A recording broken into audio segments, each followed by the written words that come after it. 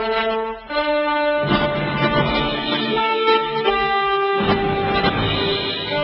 to Shattering This, a program devoted to the most important and fastest growing segment of society. To those who know that the world's political, religious, military, and economic institutions are corrupt, that they are counterproductive, and they cannot be fixed. Our mission, therefore, is to understand who is working against our interests, to understand how and why they are doing so, because exposing such schemes isn't condemning, it isn't inappropriate, it isn't hateful, it's the most caring thing we can do. In that regard, one of the most courageous and caring men I have ever come to know is IQ al-Rasuli. He is with us this morning, and without preparation, the two of us, I have not told IQ what I wish to talk about today. We're going to speak from the heart. And we're going to speak from the heart about what caused 9/11. Yesterday, people all over the world celebrated the opening of the 9/11 Museum. And so I thought maybe if we spent this time telling our listeners what caused 9/11, who was behind the suicide bombings, why did they do it, and is there a way to stop whoever planned it, perpetrated it, and celebrated those suicide bombings that left 3,000 innocent people dead from continuing to use terrorist attacks to maim and murder others? IQ, how are you today? I'm fine. I'm glad that you didn't tell me. Yes. There's a difference between preparing and speaking from the heart. When you speak from the heart, the only way that you can do it and do so credibly is to have used your eyes to be observant, usually to read information that's available to us so that you can learn. And then using your conscience, that unique human attribute that gives us the ability to exercise good judgment, to make connections between the various things you learn so that you can form conclusions that lead to understanding.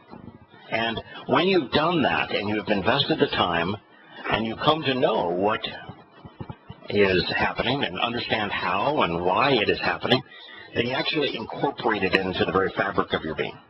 It provides perspective, understanding, and it provides the courage and character often to stand up and do what you're doing. So I'd like to speak from the heart about what caused 9/11.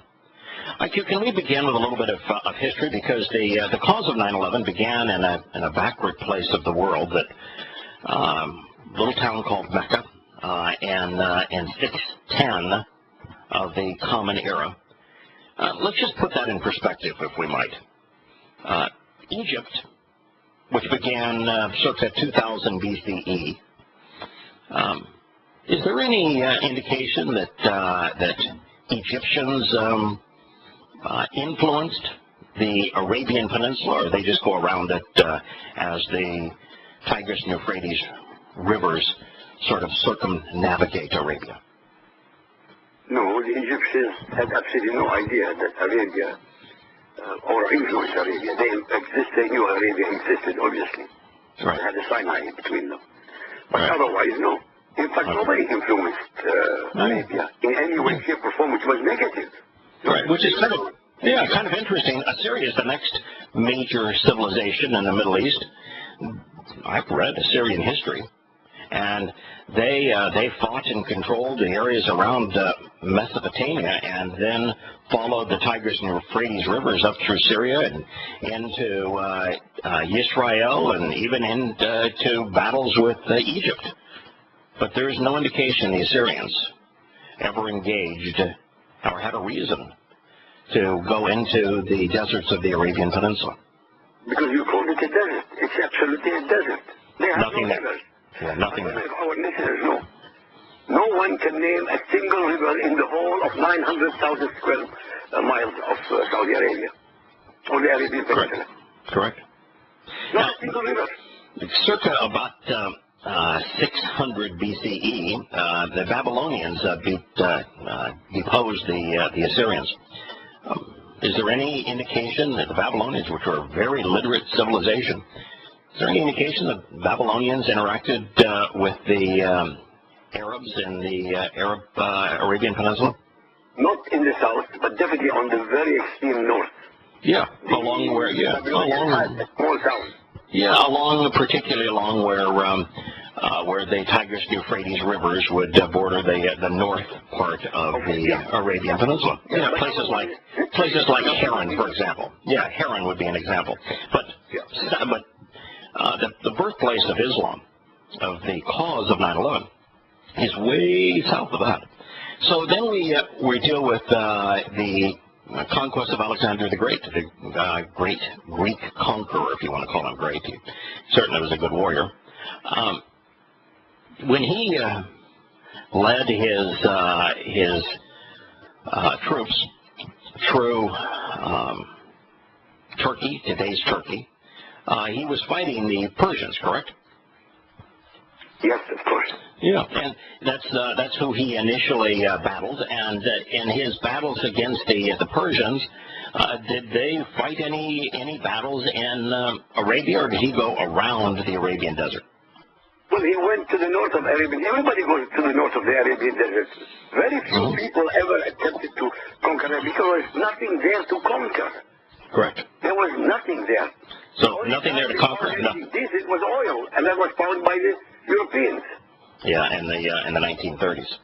Yeah. So no interaction between Alexander the Great and the Arabian of the Arabian desert. You then have the rise of Rome. Greek Empire established right around 300 BCE. You have the rise of Rome. I've studied every single Roman battle. I can't see a single Roman battle being fought for anything in the Arabian Peninsula. They went above it. Right. But they sent, I think, one division of 10,000 who perished in the north of Arabian Peninsula in a sandstorm. That's what I studied. Yes, and that was actually the only reason for that is they were looking for a faster way to attack the Persians than the typical route of following along the Tigris and Euphrates River. They wanted a more direct route, and they perished on the way, and they never went there again. Now, Rome fell. Was sacked in the 4th century and in the 5th century CE. Rome was, the grand empire of Rome was actually gone before Islam is manifest in 610 BCE. Correct. Now, the town that Islam had its beginnings is called Mecca, correct? Correct. Now, was there any industry in Mecca? None. Was there any agriculture in Mecca? Very little. I mean, very little. Just to sustain the population, the small population. Yeah. Was there any building in Mecca that would be anything other than either a pile of rocks, the Kaaba, or adobe, which is essentially clay sightings of buildings? Was there anything other than mud huts and rock piles? Well, nobody can find, and nobody has ever found, any monument in the whole of the Arabian Peninsula north of the Yemen. None. Yeah. No structure, no documents, no engravings, absolutely dead. Okay, so in this oasis of civilization, was there a written alphabet? Was there a means to convey information in writing? Not a dot. Not a dot, was there? Matter of fact, written Arabic wouldn't exist for almost 100 years later, and written Arabic was actually created in Syria by modifying Hebrew. Yes, but it was created by the Christians. Yeah, it was created by Christian Syriacs. It's called Syriac. Yeah, it's called Syriac. It was created by, but at the time, a disproportionate number of those who were the followers of the way, who knew Yahusha, were Jews, and the message they wanted to convey was in the Torah. It was written in Hebrew, and they created an alphabet for the Arabians that is almost identical to Hebrew. All right, so that's the timing of all of this. That's the oasis of civilization from which it emerged. At the time, the people of Mecca, they had to have something to sustain them. What was it that made? Trade. Yeah, Trade. okay. So trade. They were traders. Now, at the time, we're dealing now with the 7th century CE at 610. Wasn't most trade by ship at that time? Not from Arabia. Well, not that's true. Not from the Central Arabia. But if for example, if the Persians wanted to ship something from Babylon and they wanted to ship it to Egypt, they're going to ship it as far as they can via water before they even attempt to go overland. Correct? Correct. Right. And when the Romans and the Greeks were engaged in trading, it was all shipborne. Okay. Yep. So, but in Arabia, well, that wasn't the case. It was camels, right? Camels and donkeys, yes. Okay. And so it was in this community that a fellow named Mohammed was born. What was Mohammed out doing when he first claimed to have heard the initial recital? Because he calls it a Quran, which, by the way, is a Hebrew word, not an Arab word. It's from the Hebrew Qara, which means to read and recite. When he got his first recital, So-called revelation. yes, from his spirit friend, what was he out doing? He got the shock of his life. He was scared. He nearly committed suicide.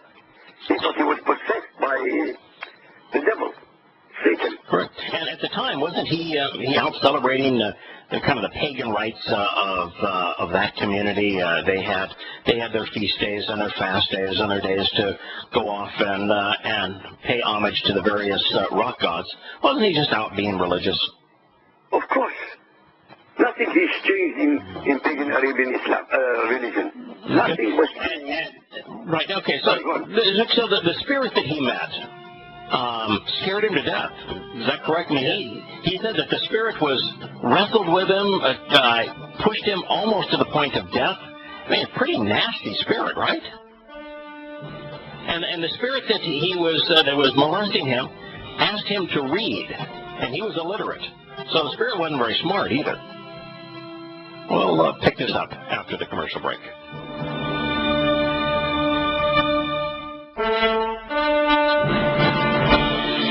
Shattering Myths, we're having a conversation with IQ Rasuli about what it was that caused 9/11. And so we have to turn our attention to Mecca. This would be in 610 CE. So in this cave, IQ, Muhammad claims that the spirit was especially violent. Rather than trying to enhance his life, it tried to snuff out his life. And the spirit was not only violent, nearly killing him, but the spirit wasn't the brightest spirit in the world. It asked a illiterate man to read, not once but 3 times. Is that all accurate? It is accurate because he said, "Iqra bismi rabbika." Iqra means to read. And if he were actually the messenger of Allah, and if Allah were God, Allah should have known that Muhammad was supposed to be illiterate, so he couldn't read. As a matter of fact, almost everyone in Mecca was illiterate because there wasn't a written language for them to read. Now, Correct.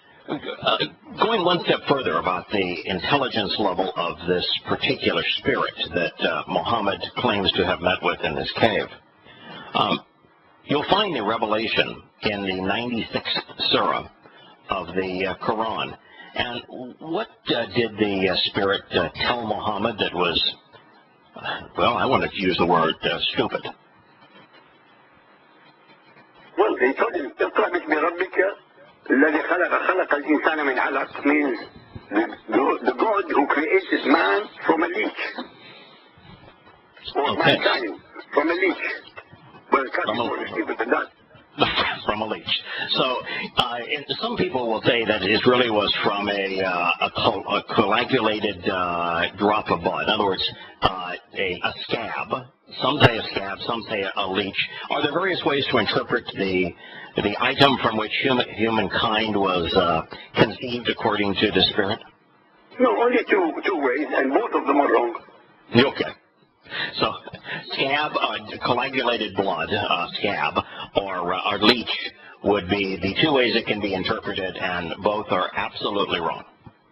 Yes, but they're not interpreted. That's exactly what the Arabs, say they mean. So it's not a matter of interpretation. That's what they mean. Okay. So the initial revelation is mean-spirited. It's violent. It's focused on death as opposed to life. It's in a cave with a man that is a pagan. It asks a man who is illiterate to read, and then it makes a pronunciation that man was created in a way that is absolutely erroneous and foolish. That's the start. It's illogical. I mean, of course, as you said, the scab, or blood clot they call it, is dead. So how could you create from a dead? That's right. No, moreover, we are not conceived from dead blood. All right. So that's the start of Islam, and anyone who wants to verify what we're saying can read the Hadith, and they can read the Quran, opening it at the 96th surah. All that's correct. Then what was Muhammad's reaction to this horrific experience? He was horrified. He was so horrified, he ran all the way to his wife, telling her in shock to be covering him, to protect him. And he told her that he had thoughts of committing suicide because he thought he was possessed by the jinn. The jinn, of course, were the equivalent of the devils in pagan Arabia. Okay, so he claims to have been demon-possessed, claims to have contemplated suicide. So this is a really pretty, if this is supposed to be God, this is one horrific God. This is a deity you would not want to meet. I agree. Nasty. Extremely nasty. And stupid. And stupid. Yeah, nasty and stupid. And this is the first indication we have of the nature of the spirit that Muhammad would claim to be Allah. Now, while this whole episode should have died right there, the world would have been better off if Muhammad had committed suicide. Muhammad's wife, who was really his benefactor, she was almost twice his age. She didn't like the idea of her boy toy embarrassing himself through all of this. She had a different response, didn't she? Correct, but we've got to tell the people listening that she was not a pagan woman. She was either a Christian or influenced by Christianity because her uncle, Waraq bin Nawfal, was a Christian. So she's not an illiterate, stupid woman like Muhammad. She was a very clever woman, very successful merchant, and one of the richest women in Mecca. Yeah. We don't know if she was a Christian. What we know is that there is a relative who claims to be a Christian, but she certainly wasn't as illiterate, as dumb, as lazy, or imaginative, probably even, as her husband. Welcome back to Shattering Mystery. Having a conversation with IQ al-Rasuli about who perpetrated 9/11 and where the motivation for 9/11 was born. The thing that we know for absolute certain about Muhammad's horrible encounter with the dark spirit in the cave, the stupid and violent, mean spirit in the cave, is that when he came back to his wife, his wife was a businesswoman. And so she came up with a business proposition to salvage her reputation in the little mud hut town of Mecca. What did she tell Muhammad? She told him that his Allah would never desert him, that his Allah that he is a messenger of Allah, that he shouldn't say that he was possessed by the demons, that he was actually divinely inspired. So her proposition was the creator God of the universe, which was a black stone there in the Kaaba, which was a pile of stones, told her guy that man was created from coagulated blood, and that God is a really violent, demented spirit that likes to molest people. Correct. We're going to go with that. All right. But she did. The fact of the matter is. Okay, so Muhammad began then to claim that he was having these revelations everywhere. I mean, after that one, they came fast and furious. And weren't most of Muhammad's revelations following this initial one, weren't most of the revelations just argumentative, where Muhammad's alleged God is telling the Meccans, who are about the least meaningful people on the planet, that the Meccans are mean, and they're tormenting and harassing poor little Muhammad, and therefore this dark spirit is going to torture these Meccans in hell for the rest of eternity. Isn't that basically what the next 30 or 40 or 50 revelations say? Yes. In fact, all these revelations concern Muhammad and Muhammad only. His relationship with his own tribe who rejected him. Right.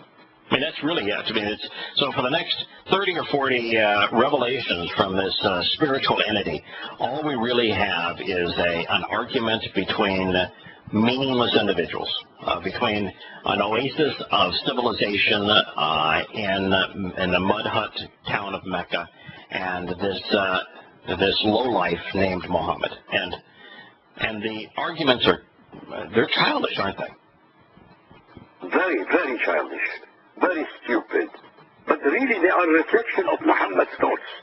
Of course. The Quran is Muhammad. He invented it completely. Of course. So what we have here is that Muhammad makes the claim that he is Allah's messenger. He actually didn't like using Allah initially. He used Ar-Rahman, which was a Yemenite deity, because Ar-Rahman was far enough away, and there was already some religious literature that he could plagiarize for Ar-Rahman. So he used Ar-Rahman initially as his God's name. And when he would claim to be the messenger of Ar-Rahman, his tribe, his neighbors, just mocked him. They said, "Oh, come on. This is all a ruse. You're doing it for financial gain.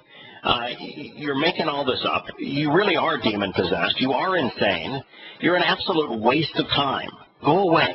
And then all of that's recorded, by the way, in the Quran, of them saying that. Those who knew Muhammad best, that was their view of him. And then Muhammad has his wannabe God, his dark spirit, his alter persona, say, "Oh yeah, no, I'm not. I'm not insane. I'm not demon possessed. I'm not an idiot. And my God's going to get you for saying that." Don't we have like 30 or 40 consecutive revelations that's basically all they say? Could go more than 30 or 40. There are 6,236 verses in the Quran. Most of them, except especially the ones in Mecca, were exactly that. A dialogue between Muhammad and his tribe, him threatening them with death and destruction at the hands of his God, Allah, and them saying, "You're a charlatan, you're a liar." Yeah. So those who knew Muhammad best called him a charlatan and a liar. I know when I took the time to put the Quran in chronological order and use the hadith, the oral reports from Muhammad and the first Muslims, by the time you've gone through these 40, 50, 60 surahs, I mean, you're just wrung out. You're saying, "Oh, good God already. I mean, give it up." This sounds like it's a mud-flinging fight amongst 5-year-old brats. It's unbelievably childish. And if you were to attribute that to God, your God would have to be an imbecile. Yeah. Yeah, absolutely imbecile. Yeah. And that's That's what the Quran is all about. The threats made by this wannabe God against the Muhammad's neighbors that were taunting him by declaring what he really was, don't they depict this God always in hell? Absolutely, always in hell. He's always watching in hell. Yeah. Watching the people he created. This From God hell. created humanity, according to Muhammad. Right, from hell. And he's watching them in hell. 80% of humanity are destined to go to hell. Okay, and not only are they destined to go to hell, isn't Muhammad busy in hell? Doesn't he?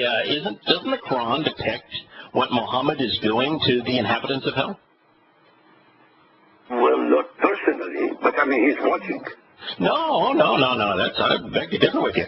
There must be 20 places in those early surahs where Muhammad describes what Allah is doing in hell. He's ripping people's skins off. He's pouring molten. He went on his trip, you remember? Uh-huh. In 622 AD, he had this mythical trip to the seven heavens. Mm-hmm. And of course he went to hell. Yeah, on the way. And so Muhammad is providing lurid depictions of what Allah is doing in hell. Allah is essentially depicted as sadistic, as one who spends his time torturing. In fact, more sadistic than the Nazis, literally. Yeah. All right, so that's where we get to the point then where we have this never-ending argument, and finally it appears that the Meccans said, all right, you're making a nuisance of yourself. I'll tell you what, we'll give you some pretty girls, we'll give you some money, we'll make you king for a day. All you need to do is incorporate our goddesses into your religion, because that would be good for business. That's how the Kaaba makes its money. Which, if you'll do that for us, then we'll give you these things that you want. What was Muhammad's response to the offer? He did. He accepted it, didn't He he? actually did, because the satanic verses prove that he allows for the daughters of Allah to be intercessors between Allah and the humanity. Mm-hmm. So that made his mind. Yeah, that made for 4 or 5 gods and goddesses in what was supposed to be a monotheistic religion. And so it was Abu Bakr that complained, and Abu Bakr at that point was heavily invested in Muhammad, correct? Correct. Because he had given Muhammad his 6-year-old daughter to be a sexual plaything. So at this point, doesn't Muhammad admit that all of Allah's messengers speak on behalf of Satan? Almost, yes. Yes. Yeah, he does. And then when he's really now being mocked and harassed by the Meccans, that's when he has this imaginary trip to Jerusalem, correct? Correct. And he didn't, by the way. It's only in the hadith, not in the Quran.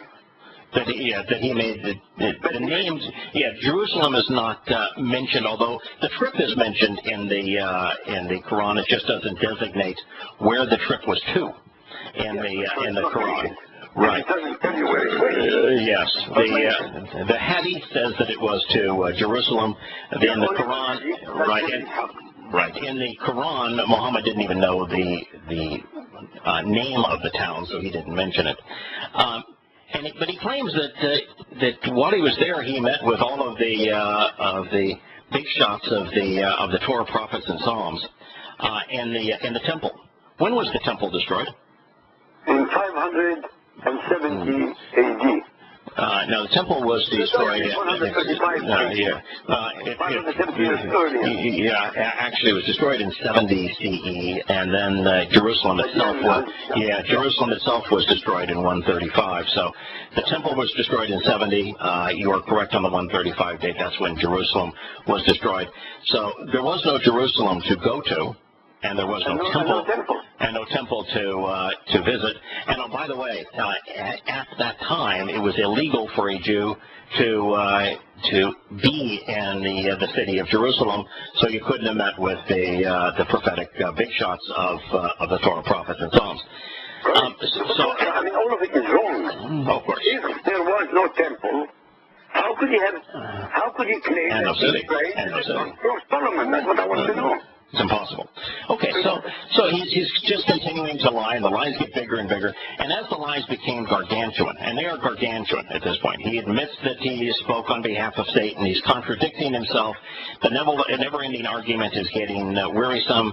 The Meccans are saying, if you're speaking for God, why don't you do a miracle?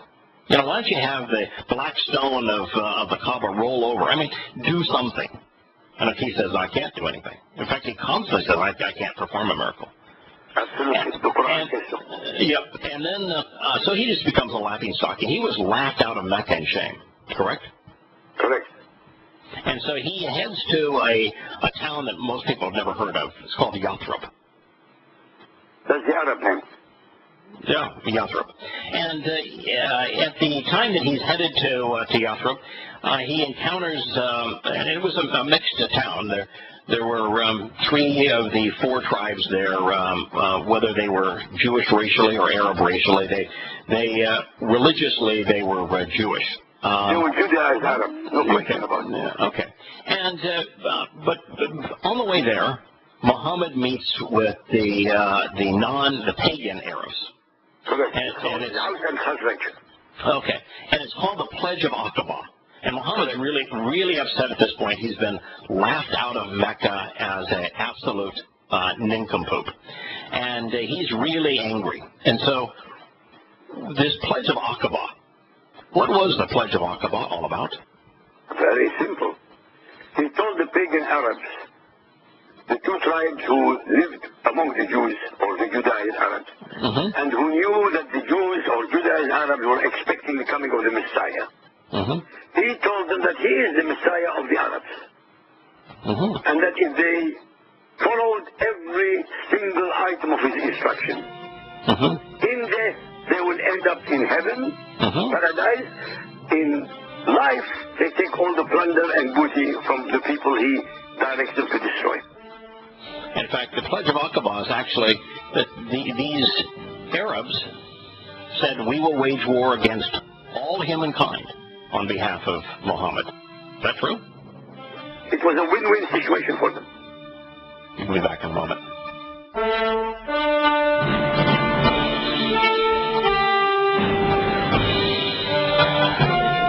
Welcome back to Shattering Myths. We're going over the history of the perpetrator of 9/11 so that our listeners might know who planned and executed 9/11 and why they did so.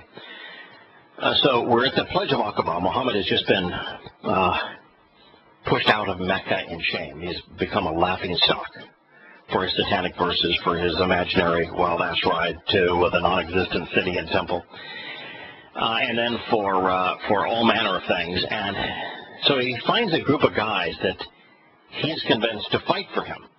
Now, once that happens, the Gulf of Aqaba, the Pledge of Aqaba, once that happens, the Quran, which has been this never-ending argument between Muhammad and his neighbors, changes, doesn't it? It changes completely. It becomes a fighting machine. Right. As a matter of fact, at that point forward, the only message is fight and kill. Absolute. Slaughter, slaughter, slaughter. Plunder, slaughter, and enslave. Plunder, slaughter, and enslave. And the first surah revealed about justifying this was, you find it in the second surah. You and I talked about that a week ago, where in the second surah, Muhammad says that the harassment that he received in Mecca is far worse than slaughter, so that he told his Muslim pals that they ought to go slaughter anyone that besmirched them, that said, if you said something that they didn't like, then they were ordered at that point to go fight and kill everyone who didn't surrender to this new religion. Correct. And that's in the second surah. Right. And then in the 8th surah, Muhammad has now demonstrated his new religion in practice. Can you tell us what the basis was of the 8th surah and how the religion of Islam now took shape? The Anfal means plunder. So he justified to his followers why they are entitled to plunder anybody who is not follower Muhammad. That's 90% or 80% of humanity. Okay, so in the particular circumstances regarding this is Muhammad was broke. The first Muslims didn't work, and so they became pirates, and they chose to raid a civilian caravan. Raid a bunch of business guys, and they plundered them. Now, tell us a little bit about this. It's called the Battle of Badr. Now, it couldn't have been a battle because their target was a group of business guys, of traders. I mean, they were all civilians. There was no army. There was no military. So it was an ambush. Okay. And the ambush was to plunder and to slaughter the enemies of Muhammad, or the perceived enemies of Muhammad. And he did a good job there. Slaughter, plunder. He mutilated and he tortured the people he captured. And from then on, literally from then on, this has been the methodology for the last 1,400 years of all the followers of Muhammad. And we see them on television 24 hours a day in 57 Muslim states and outside the Muslim states every day. Nothing has changed. The first tangible demonstration of Islam is in the first year of the Islamic era, and Muhammad is leading a terrorist raid against a civilian caravan for the purpose of stealing their possessions, and in the process, he is murderous, he is sadistic, torturing individuals, he gloats about the whole thing, he even kidnaps individuals and ransoms them. I mean, if this is godly, I vote for a different God. What do you think? I agree, but he's not godly. We have said that a million times. Allah is most definitely, most assuredly not the same as the God of Jesus, Moses, and Abraham. Full stop. Is there anybody listening who can argue with us? The answer is no. Of course not. Of course not. Allah is actually the antithesis. You can come against you and me. No, in fact, Allah is the antithesis of Yahweh.